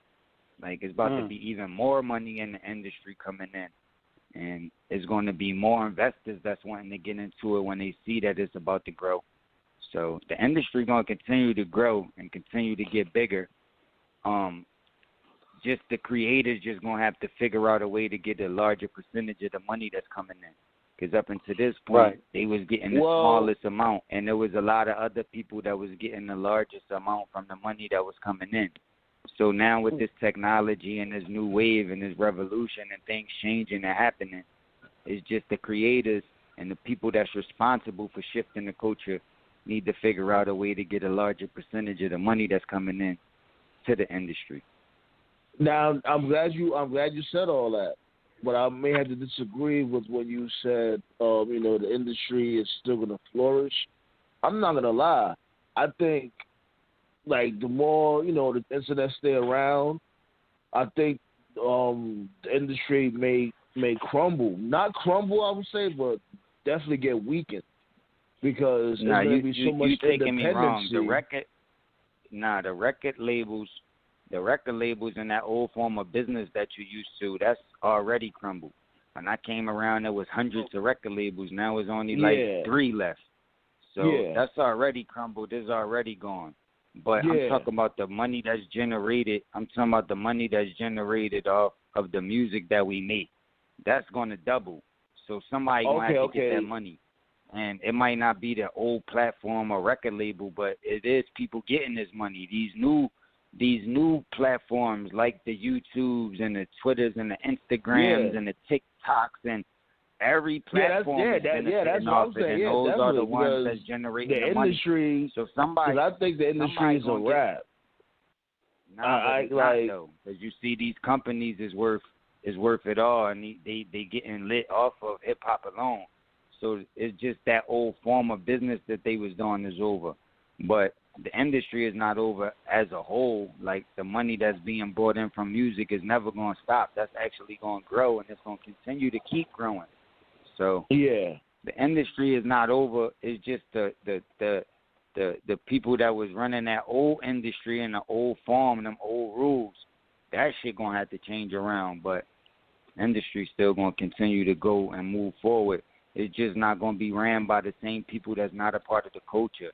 It's about to go back to the culture running the business, and not just business people just running the business and the culture being outsiders. It's about to switch back around. So, like, would you think like do you think like the industry, so to say, is gonna try to buy out these certain streams? Because you already got Tidal or whatever. That's already bought out or whatever. Do you think like I'm speaking hypothetical. So like you think a Rock Nation could buy out a YouTube or something like that? Hell no. How when YouTube is worth way more than Rock Nation? No, that's what I'm saying. I'm speaking hypotheticals. Because you were saying that, they would have to. These companies that's on the internet is worth more than these music companies. So it'd be impossible for these music companies to buy them out if they generating more. And they not gonna be able to. These companies are selling for too much money for a music or a record label company to be able to buy them out, or they would have did it already. And of course, they're gonna build relationships. They're gonna do what they do. I mean, that's what the industry try to get people a percentage. Do. Niggas just try to figure out. Niggas got to understand the business, man. It ain't no handouts. It ain't no lottery tickets being handed out, and ain't no money dropping out the sky, and ain't nobody giving out shit for free. So if you want to get into this music business and you want to be successful, you definitely got to learn the business, not just how to be hot or how to sing or how to rap or how to make a beat. You got to learn the business, the ins and outs of it, and how niggas maneuver in the work of it. So that's it's like if niggas don't know the business, that's like on 25% of the business. Because, 75% of the business, you... Go ahead. Nah, that's not none of... Definitely go ahead. That's not none of the business. Like, just your talent and all that, that shit ain't none of the business. That's just what you bring into the table. That's just the work that you got. But that's not like showing you how to move the work, how to get rid of the work, how much the work worth, how many people out there willing to buy the work. It's like a lot that go behind, and just having the talent is not going to teach you that, and that's the reason why I be people that be super talented that leave with no money. So if they talent and all that shit was 25% of the business, then they would at least leave with 25% of the money they was making. So if I made a company $1 billion, then I should at least leave with $250 million, right? If my talent is 25%, right? But that's not how that shit works. So, you know what I mean? Cass, and that's real what you're saying from the business aspect, because a lot of people really don't understand what goes into it in terms of understanding your mechanical royalties and your and your publishing royalties. Your making sure your album promotions in terms of when you get your advance, because that money is in essence for making sure that your album is taken care of. What you said though, what you said earlier really stands out, because you were talking about as you make music, you want to be able to have those fans that follow through with you. Now, we've seen in recent years a lot of, young niggas coming into the game trying to discount the old heads, the legends like yourself, trying to say that, it's a new day, we got this. And they're not showing respect for the ones that paved the way. And their music definitely doesn't stand up. Some of their music definitely doesn't stand up to what y'all put out. How do we bridge that gap of trying to educate the youngins to let them know that, number one, they're not as great as they think they are. Number two, they still need to respect the elders that came before. And that you can be dope at any age. You can be 50 and still rapping as long as you're doing it at a high level. Because a lot of times people out there, well, when you're older, when you get in your late 40s, 50s, you don't need to rap no more. Want to get your I disagree with that. Rap is a mental sport. So any mental sport, the older you get, the better you get. The more experience, the more you learn, the more you see, the more you witness and experience, the better you will get, especially if you stay at it. Now, with a physical sport, it's not good to get old because your body wears down. So it was like basketball or boxing or something. The older you get, I think you should start thinking about, quitting. But if it's a mental sport, the older you get, the better you're going to get. The only reason why rappers get older and fall off is because they go through life. They have families, they have kids, they learn about the business, they learn how shiesty it is. Some of them go through crazy depression from thinking that the business was going to bring them something that it didn't, so they get addicted to drugs. They get sidetracked. They on alcohol. They not focused. They not really into music no more. They frustrated with music because they never got their position, so they not fans like how they would normally be or a normal fan would be. So they not in tune to music like everybody else, so they don't understand waves, what's changing, what's going on. All they really know is from their time. So it's like that's the reason why they not as hot as they could possibly be. But it's not because they fell off or they not able to rap no more. If they was in the same position and free of all of the stresses, the drugs, the situations, the problems, the self-consciousness, all of the stuff that be going through these older rappers' minds, if they was free from all of that and they would get in tune like how they was when they was young, they'd still be able to rap. It's like nothing ain't going to change. If you could rap at one time, you're going to always be able to do it. So, you know what I mean? And that's the reason why the older I get, the better I get, because I never let up. It's like I never stop. So I'm constantly working and getting better and still staying in tune with what's going on. So the way you're going to be able to bridge the gap is connect what the new dudes is doing to what the dudes was doing from my time period and even before that. And it's like when I came around and I came with my style, the dudes that came before me all ain't appreciate that style, the punchline style, the figurative language, rhyming, all of them syllables. They thought everybody ain't respect that. You know what I'm saying? But so all of the young dudes, they not all garbage. They really talented, but a lot of them don't go through artist development or don't even know how to find their talent the right way and take it to the next level because they don't got no help. So dudes trying to eat, they trying to get in situations and they know that they love music and they can do something. So I don't blame them for trying to protect their craft and stick up for it. But it is things they lacking and they got some learning to do. Just like the older dudes got Which things one that of these they young lacking rappers and they you got like some learning to nowadays? do. It's like the things that's different is the amount of syllables that dudes is rhyming now is just natural. Dudes been hearing me rhyme since they was babies, and dudes like me that's been piecing up multiple syllables, so it's just natural for them to rhyme multiple syllables. So even though they saying they dudes is mumbling now, it's like rare. A lot of them is piecing up multiple syllables. And the way they able to ride beats and use melodies is way more advanced than dudes was able to do it back in the day. And there's a new beat per minute that's out that's like super lit right now that was never out back in the day. So dudes was never rapping to these beats per minute, these tempos that dudes is rapping to now. And that's the difference. So dudes would say that mumble rap, that they'd call it triple time or double time or that trap music, or they'd try to categorize it. But it's really just an adjustment in the beat per minute. You know what I mean? The same way when we came around, it was an adjustment on the beat per minute. We wasn't rapping off the same beat per minute that they was rapping off in the 80s. So it's like times is going to change and shit is going to slightly alter because that's just how it go. And you just got to figure it out, stay with it, learn it, and keep moving with the industry and not just stay stagnated. And then you'll be able to get better the older you get. Like, if I stick to it and I don't retire and just put my mind into something else, then I could be 90 years old and still be the best.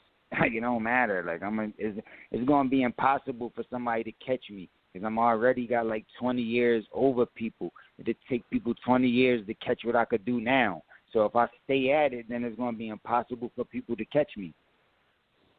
You know what, bro? I'm going to say this, too. I think another problem with a lot of artists is that they also live with a lot of regrets because we live at the end of the day, this is the music business, and a lot of guys, when they're hot, they don't really capitalize off their brand.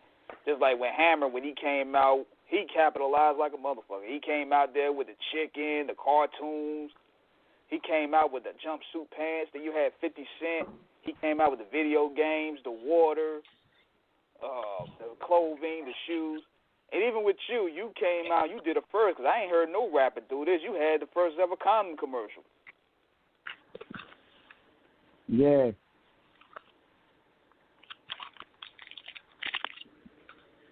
Yeah, I'm telling you, man, this dude Cass, man, like, yeah, the condom commercial. 25 years in the game. I would say, like, 25 years in the game? Yeah, for sure.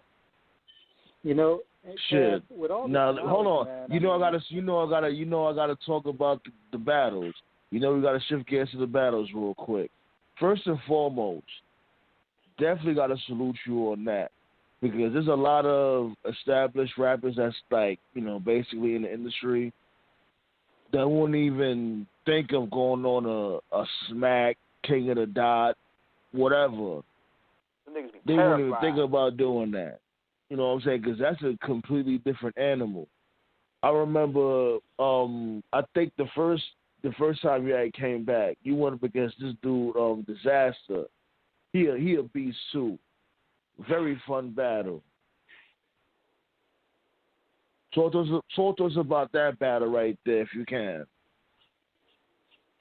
That battle was in Cali. I came back after like 15 years of not battling because they didn't give me the money that I was asking for.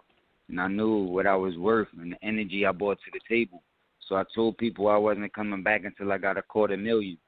And leagues was offering me money, but they was offering me less than that, 40 and 30 and was little that small numbers. Was that King of the Dot? If I'm not mistaken, was that King of the Dot or which battle league was that one? Well, the one that booked me in Disaster, it wasn't actually a league. Some of the dudes that work over at King of the Dot was a part of it, like Lush One and a couple other dudes. But it was Alki David. He put it together, and it wasn't actually King of the Dot, but a lot of the dudes that be running King of the Dot stuff was working with Alki David to make that event happen. Yeah. And then, you know, shit got a little heated and all that, like, because, you know, Disaster set the whole infamous line, like, because, you know, he was known for hooking off on the other dude and shit. And he tried to say that shit towards you, and yo, no matter of fact, your people's homie that was in the background, he was like, and I'm a hook off on you too. And you was like, yo, nah, chill. And you remember that heated moment? Man, that shit don't really be heated, man. That should be fake. I don't even be taking these dudes serious that battle rap, man. Niggas be watching that shit like that shit is real. I don't even take that shit serious, man. Yeah, because motherfuckers be thinking that shit be real. Because, you know, motherfuckers just start, you know, arguing and everybody, hold it down. Most people be thinking that shit would be real. It's WWE, bro.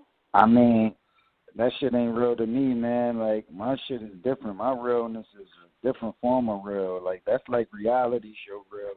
Like, when you see the girls throw drinks and be fighting on reality shows, do you think that's real? Nah. I don't know. Really? Yeah. Come on now. Nah. Cut it out. It could be partially real. Partially, it's like, it's just the same thing with battle rap. Like, that shit is scripted and niggas be playing roles and niggas be trying to do it for the ratings and to make sure they could get a spot on next season and niggas be doing that type of shit. So would you say that they be scripting? Oh, yo, this is when you argue with them. We're gonna do it right here. Argue with him when you say after you say this bar. Does it come to that? Like, yo, like that'll be some bullshit if they do some shit like that. Like, come on. Man, I can't really tell you, but I just know I don't really respect these niggas for being real. Like when niggas say certain shit, like I know they not gonna do it. Like y'all might think, oh, maybe he might, but I know for sure he not. So it's like that's the difference. Of course. Like motherfuckers be niggas that sit there and kill like 40 people in one battle. Of course it's not. Come on now. Nah, I ain't even talking about that. I'm talking about me directly. Like if they're gonna do anything to me, I don't know. You could kill 30 niggas if you battling somebody else. I'm talking about when you on the stage with me. Anything they say, I know they don't believe it. Like they doing that shit to try to help their brand and their careers, it's a dream come true for them. So that's why they be playing them roles. But I know they don't believe it in themselves. You can see it in their facial expression, and their body language. They don't even really be believing what they say. So it's like I don't take that shit serious. You know, Cass, with everything, all these jewels you've given us, man, and me kind of just being, just a literary, nerd at heart, man, when are we going to get the book? We need a book. We really need a book. For sure, a lot man. of stories Coming tell. soon, man. Coming soon, man. I mean, from your knowledge of the industry to the art of rhyming, I wanted you also, because what you said was pointing to about, older heads in the game. How real is it in terms of the transition for some artists when the fame stops, the lights are off, and the celebrity fades? Because what you said about how a lot of artists, may go into their depressive state, in terms of feeling like they weren't, afforded all the luxuries that the industry can provide, how real is that for a lot of artists? Because we see so many that do succeed, but we don't see the ones that don't make it. And in your many years of success, I know you've seen a lot of people. Look, nigga, I got all the double XLs from 1997 from when they first printed up. So I saw the show improve, like, including yourself, because they profiled you before you, when you were, making your noise and coming up and ultimately became a big star. But a lot of artists didn't. How real is that for a lot of artists in terms of that readjustment and sometimes the depression that comes with it from that? I'm not sure. I mean, I'll be from the outside looking in because I never dealt with that. But I do see a lot of artists dealing with it, and a lot of them be manipulated from the beginning and be expecting something that's not even possible. Like, what I mean? And that's how the music industry manipulates you. Manipulate a bunch of people, the fans as well. Like, it's like a big manipulation thing that they do. And they want you to believe that you can just, like, make a miracle happen out of nowhere. And they make you believe that those type of things be happening in the industry when they explain people's stories and how they got on, and then you hear the level of talent that they bring into the table. So it makes you think, like, well, I can rap too. And everybody just want to rap or just find a little rapper and think that they could just get on and do it too. But that's not how this shit work, man. You got to really be willing to work and really put in time and really be locked in to be a real rapper. And a lot of these dudes don't be putting in the work or really got what it takes.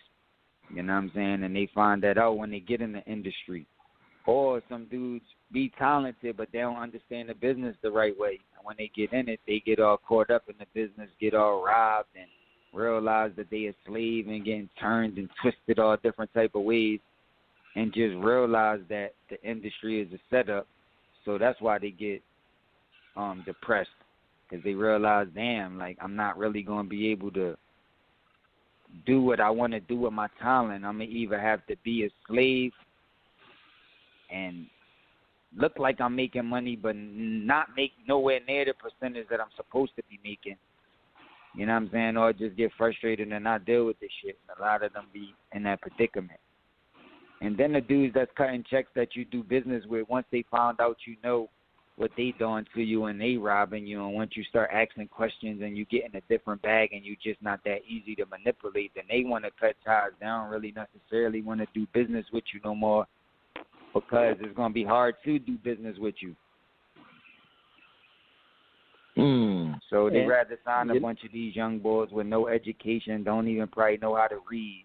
So they can't even read a regular book. Better yet, these contracts that they be giving these niggas. Yeah. So they don't got no idea what's going on. These niggas come from nothing, so you give them a little watch or a little chain, and I mean, hey, you know what's worse? Making them travel around the world on the budget that they paying for, and they manipulate it, and they think they got it all, and they willing to do whatever you tell them to do.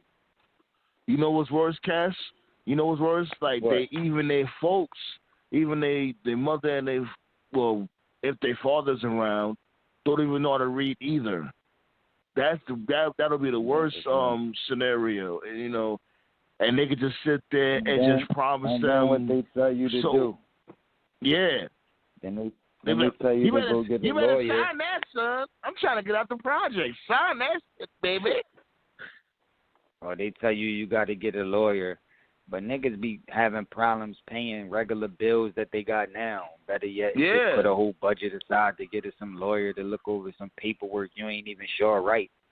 So niggas ain't got budgets to just be giving the lawyers every time you need them to look at some paperwork unless you already bringing some money in. So the average nigga that's about to sign a contract be making it seem like they got some lawyer because they hear that's what you're supposed to do. Average nigga don't even be having no lawyer, man. Or they use the lawyer, the same lawyer that the people giving them the contract got, they use that same lawyer, which is against the law, but they still be doing that shit.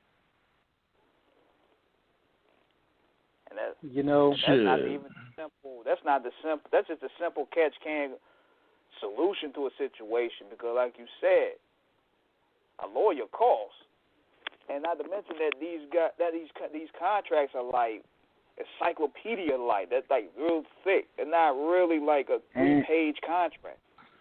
Yeah, you gotta pay the lawyer to read that shit. And most of these entertainment lawyers going to do entertainment business. So you just bringing them this one contract. They not trying to build no relationship with you forever because it's like how much of a possible bag can they get from you? They rather keep a relationship with these labels. They probably going to constantly, for the next 20, 30, 40 years, be doing contracts back and forth with these same label people. The same lawyers from the label, they're going to be doing back and forth with them constantly. So they want to keep relationships with them. They think that relationship is more important than the relationship with the artist. So they be thinking the lawyer is on their side when the lawyer don't really give a fuck about you neither. Let me ask you something, Cass. Gotta know the business your damn self. That's why you gotta learn the business your damn self. So if a lawyer not there, you could be able to figure out some shit on your own and know how to do the best business for yourself without a manager or a lawyer to tell you what you need or what you're supposed to get. Let's shift gears real quick. You all giving hella game right now. Definitely giving hella game for free. You know what I'm saying? Yo, y'all motherfuckers better like and subscribe. And y'all better follow Cassidy on his damn Instagram. He's giving y'all free game. Cut the bullshit. But this is what I wanted to ask you, Cass. Like, you ever thought of coming out with like a protege? You know what I'm saying? Because you've been in the game for 25, going on 30 years. You ever thought of coming out with like a protege, male, female, or, singer, rapper? Oh, yeah, I got a whole clique, man. Mayhem Music. We got Bishop Making Knot. We got Crookman Beats. We got Reggae Ratchet. We got Jag. We got Devin Culture. We got K. Dot. We got a lot of artists. A lot of music that's on the way. A lot of shit coming, man. Mate, you need a white girl down with your clique, B. You need a white girl. You need a white girl that's. I'm telling you, that's where the money's at. You need a white girl down with your clique. White girl from Philly. So that's like an industry move, not necessarily where the money at for me. I get my money from the muscle, so I don't really need no publicity stunt to get money. But if I meet a white girl that's super dope and she follow the rules and she go by the guidelines that Mayhem Music we follow, then she could be down. I ain't racist or got nothing against white women. But, you know what I'm saying, nigga, she just got to be the right one. I'm not just going to go get a white girl and just try to put her in position to try to make money. Because that's what everybody in the industry do, and that's why the industry's so fucked up. Because niggas trying publicity stunt, trying to figure out ways to get the bag. And that's when they, trying to and that's when they fuck up. And make better shit. Yeah, that's when they so fuck up. They're not teaching them. They're not teaching them. Like, you got motherfuckers like T.I. Like, see, T.I., he could have make it happen with Iggy Azalea, but he ain't teach her. He ain't sit her ass down and teach her the school of hip hop. That's what he fucked up with. You know what I'm saying? It's a different story. Like you gotta sit there. You gotta be teaching under your wing. Exactly. You gotta teach these kids. You know what I'm saying? Because if he'd have taught Iggy properly, Iggy would have been running shit right now. Well, probably not right now, but she would have had a run. She would have had a decent run. But she ain't knowing shit. All she wanted to do was twerk and disrespect the legends. That's where everything had fucked up with. And, you know, her balls wasn't up there. Now, if you was to sit there and you was to have, you know what I'm saying, a pretty looking white lady, pretty looking younger, like what, 18, with balls. She gotta learn. She gotta be able to cooperate though, because the one thing about running a team, especially in hip hop, they gotta have everybody that's gonna follow suit. And you know, in this game, it's like an ego-driven game. Everybody want to be the man. Cassidy could do it, B. He could do that shit. I mean, I'm telling you, like we can make that shit happen. Just have it just come with bars. Right. Everybody want to be the man, and everybody want to get in position. But the last thing, like I told you, man, I'm not trying to find a publicity stunt. I got an artist, Reggae Ratchet. She the dopest girl in the world, and I only fuck with dope artists. So if I meet any type of girl or dude that's dope and fall in line, then they might get down with the team. But I'm not searching. I'm not looking. I already got enough talent and already got enough projects to work on with the artists that I already got. I'm already overwhelmed. So I'm not really looking for artists, but if it come, then it come. I've never been like on the talent searcher searching for niggas, but I found a bunch of niggas in the past and put them on and put them in different situations because they just came the right way. But I'm not out looking for no white girl to try to make her into some rapper to get no bag. I'm cool. telling you, it's gonna work. I'm cool. Nah, I'm cool with that. Cassidy making the band. I let them other niggas do shit like that. But I did just release about 7 mixtapes called Who Got Bars with all of the independent artists around the world that's coming out, giving them an opportunity to get heard. Let them know where it's at. Tell everybody where they can find that at. 7. It's everywhere. Just Cassidy, Who Got Bars. You could Google it. It's all around the place. The views is going crazy. I know the different artists is pushing it in all different places because there's so many people involved. But you can look for it anywhere, man. It's definitely on my social media, so follow that. Cassidy_Larceny, blue check and all that. And I just giving artists the opportunity. Like a lot of dudes doing music and feel as though they hot, but they just ain't got the right platforms to release it on for a large amount of people to hear it. And back in the day, you used to feel like you had to get on the radio. But now radio ratings is so down, people think when they say the radio, they think that the whole world listens to the radio. But it's not like that no more. It's like not that many people really even listen to the radio all of the time.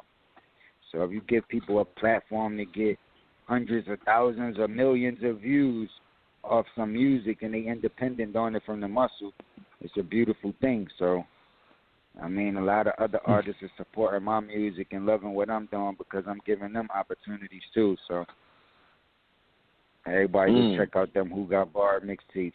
I released 5 of them the first time, 5 mixtapes, and I just released 2 more the other day. Man, Yo, I'm telling you, Kaz, you gotta get yourself a fat white girl from Philly. Her swag gotta be crazy, and she got balls. Man, what's up with She gotta be buddy, man? she gotta be a fat white girl. Man, man, Cass got the army already, man. He got the army, that Mayhem music thing already going. She got to get in line with the bars. But I want to ask him, what made you want to get into the production side, man? Because I think that's a very challenging aspect as an artist making that transition. You start seeing a lot of artists, they sometimes do hit and miss. Like we seen it with Eminem when he does his beats. Sometimes they hit, sometimes they don't. But with you, what made you want to make that transition, and what's the challenging part of production?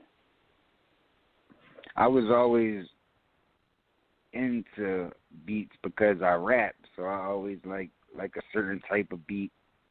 Had a certain type of producer that I was that I cling to and shit like that. And when I was in the 3-man group, Larceny Family, Shiz Lansky, he used to produce a lot. He used to make beats for our group and shit like that. So that's how I kind of got familiar with doing beats from the muscle and stuff like that. But I never really did beats at that time. I just got familiar with it. But after I got my record deal and I started working on my what album was it? It was my Bars album. I was in Arizona and I was working on the Bars album. And Swiss was out there the whole time, but he had flew out. And I was in there with Neo, and Neo was all high, and he was sleeping and all that. So I went over to Neo MP, and I was like, man, fuck it, I'm going to just make my own beat. And I found a little sample, looped it up in the MP. Then I just started making the beat, just started trying to find the sounds. I didn't really know how to use it, so it was taking me a little more time than it was supposed to. But once the nigga woke up, I started asking him, like, yo, where are these sounds at? He started showing me different programs where sounds was at. And I made my first beat. And that first beat that I made my album, All By Myself, All Alone. What's it called? Me, Myself, and I, All By Myself. I don't need no one but me, myself, and I. Dun, dun, dun. You had me in the intro explaining me making the beat. And I make the beat in the intro, and then I rap on it. So that was the first beat I produced.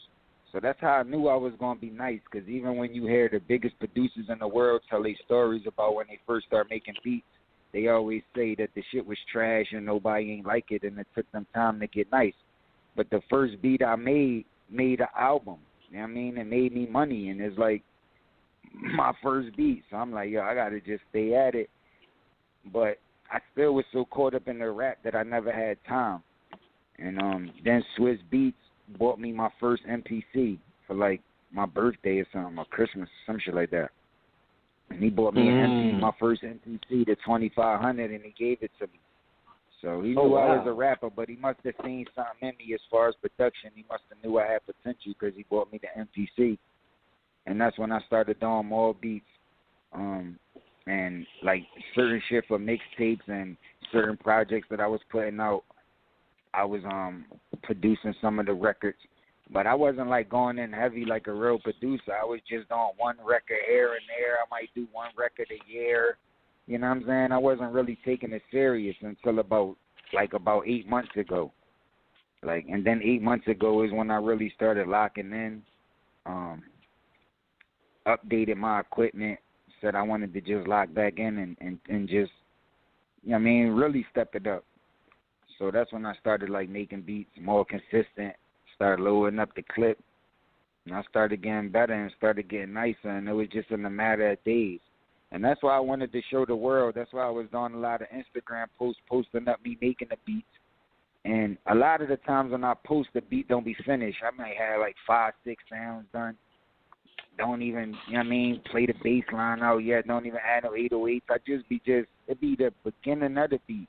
And I just show people that I'm cooking up and just rapping to my own beat, just to show people the process and how quick, and just to show people how quick that I could get nice. So, you know what I mean? And now on all platforms, I got about 12 or 13 new records out on all platforms that I produce. and they are streaming good. People loving the records. So I just wanted to show people the process. Like, it don't take, if you really lock in and you dedicate it, it won't take you a million years to get nice. Like, if you really lock in and put in the work and you putting in wild hours every day, then you could get nice in no time. And I just banged out a beat earlier, a beat yesterday, a couple beats yesterday. So, and I feel like I'm better than ever now. Like, these last couple of beats I made, I've been impressed with. So I'm happy. I'm stepping it up. I'm glad you. Hold on, I'm glad you broke. Hold on. I got my man Pittsburgh Pat on the line right here.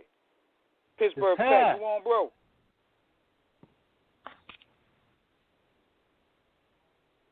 Pat, Yo, Pittsburgh Pat was goody. Yeah, Hello? Plus my son is like one of the best producers in the world. He only 16. I got by time he 18 years old, him being the number one producer in the world. Cash go crazy. Okay. So look out for him.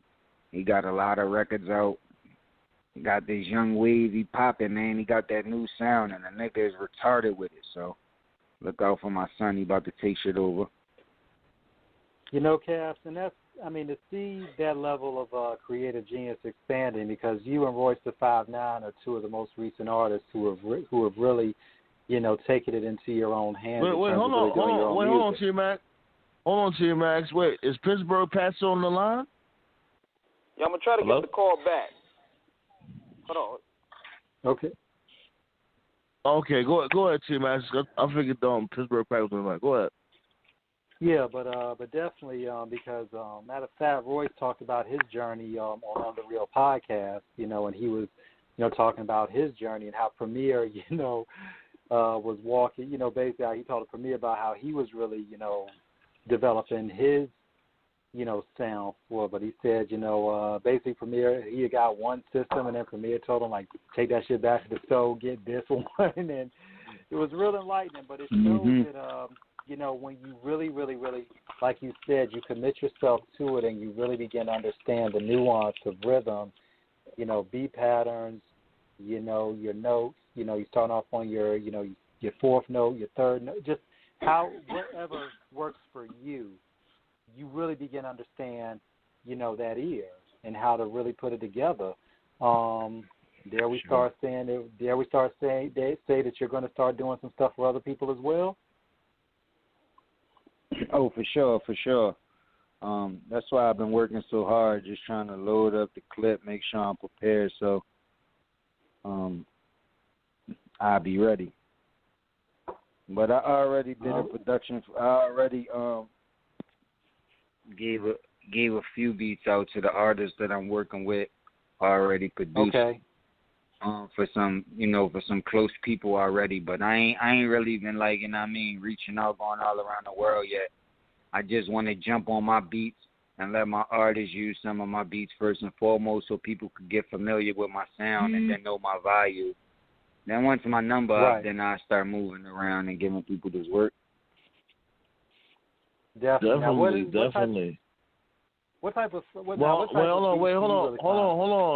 Hold on, T-Max, because, we all running short on time. I just want to ask you one more thing before we roll up out of here and shit. Like, you had brought up a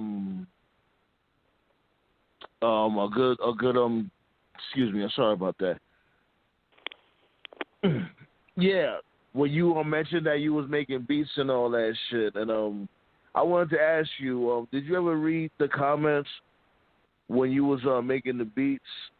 Because around that time, everybody was saying that you was basically going through like a midlife crisis, because everybody was saying that you had lost that battle with Goods. Shouts go out to Goods. You know what I mean? That's my dude right there from the BX or whatever. What's your thoughts on that? Well, over 90% of the comments on YouTube, 95% of the comments on YouTube say I won the Goods battle. So I don't know who was saying that. And I can't be going through no midlife crisis, because I had albums already done before I battled all of them dudes, Disaster Goods and The Last Nigga. And I had albums done after that. So it's like I felt like I felt like I was the best, so I just wanted to do something new. It wasn't even like I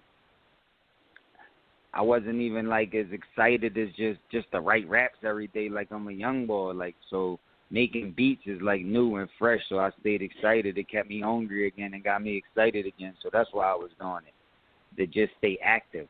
And that's why I told you since 2020 started, ain't nobody been making more music than me. Fuck beats. I ain't just talking about beats. I'm talking about just full records with my other producers and other niggas that's giving me tracks. I'm talking about nobody ain't work harder than me. So to stay this focused after being around for 20 years, you got to get yourself in that bag. And that's what I do. And these other dudes don't do it. They just like follow trends and be dick eating. So that's why they probably was making them comments, because they don't understand how life works. But I show niggas, like, they might not understand it all in the beginning, but all they got to do is just keep watching, and it all makes sense in the end, and they'll understand. Yeah, I agree with you. I definitely agree with you on that, because when it comes to the go ahead. I told you this year I released 13 songs that I produced and wrote. So I wrote 100% of the song, and I produced 100% of the song. So that means I get 100% of the song. And I told you I just released 13 songs recently, like on all platforms that I produced and that I wrote 100% of.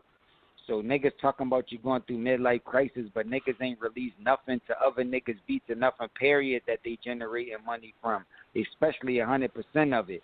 But I told you I just released 13 songs that I produced just off the rip. Like, you know what I'm saying? That's just what I do, because I'm a businessman and I'm about the culture. So that's the reason why I stay working, and niggas need to just follow. I feel you. Yeah, it is. I feel you. T-Maz, you got a question with the Cass? Yeah, I mean, just in terms of, when you put your beats together, do you rely on, are you pretty much, is there a particular style in terms of a lot of soul samples, hard drums or light drums? I mean, what really, when you get in that creative space of making the music, what type of beats do you find really work for you that you really enjoy putting together? I do it all. Like that first beat I told you that I produced on my album, on my Bars album, that was a sample that I don't have no one but me, myself, and I just looked the sample. So that was a sample Which I beat. got. But all of these records that I told you that I just released on all platforms is no sample. So I ain't sample on none of these records. All these records is just original from the muscle. That's another thing people don't understand. So I don't got to break down no samples or nothing like that on these records, because I produced them all, and they original records. And the lyrics is original too. So that's the difference. But, I mean, I don't got no real style, man. I could fuck with samples. I do all different type of beats per minute, like all different type of waves, from slow to fast, all different type of knocks. I don't even really think about, when I go to make beats, I don't really have nothing in mind, just however I feel at the time. That's what I go with, and it be just a bunch of different sounds, like even just on the beginning stages, like them records I told you that's out now on all the platforms, they all different. None of them is the same beat per minute. None of them sound the same. It's like they all in a different direction, because that's what I be trying to do. Like every time, just go in a different bag. Did you ever try to harmonize? So you say it all comes from different directions, like when it comes to your style. Did you ever try to harmonize or sing when it comes to hooks or a bar in your verse? Oh yeah, a lot of my projects I sung choruses and sung parts on different projects. That I did. I even write R&B songs. I wrote for a lot of people, like R&B records. I recently just wrote this dope ass record for Ray J. It's like I do a lot of writing and R&B. I can't really sing that good, like how the singers that's down with me could sing. But, I could do enough and hold the note. enough for people to be able to understand what I'm trying to do. But mainly the best part about my writing is the lyrics and the bars and the thought behind it. And when I could put it in melody form and give it to somebody that could sing, I could make hits like that too. So, but I got a lot of records with melodies and, you know what I mean, shit on it too. All different times through my career, I did different type of records. Definitely. Well, I mean, definitely, but man. Definitely Look, not a singer, though. I'm straight rapper, though. These other niggas be more singer than rapper. It's like I might sing a hook every now and then or something like that. But they ain't the bag I'm going to be in all the time, you know what I mean? Well, I mean, look, one thing about it is, your talent, is infinite, and I mean, you got so much, more to go in terms of what you got to give us. And we, like I said, man, look, we appreciate you so much. It was a blast to have you on the show. You're welcome back anytime, man. We thank you. Thank you. Shout out to the 215 in Philly, Cassidy up in the building. Philly all day. Thanks for having me. Everybody tuned in. Follow my social media, Cassidy_Larceny. Go to my webpage with all the merchandise, all of the hats, the hoodies, the jackets, the sweatsuits. We even got Corona masks up there, www.CassidyTheHustler.com. And if you're trying to do some business, get with me at shitlitty@gmail.com.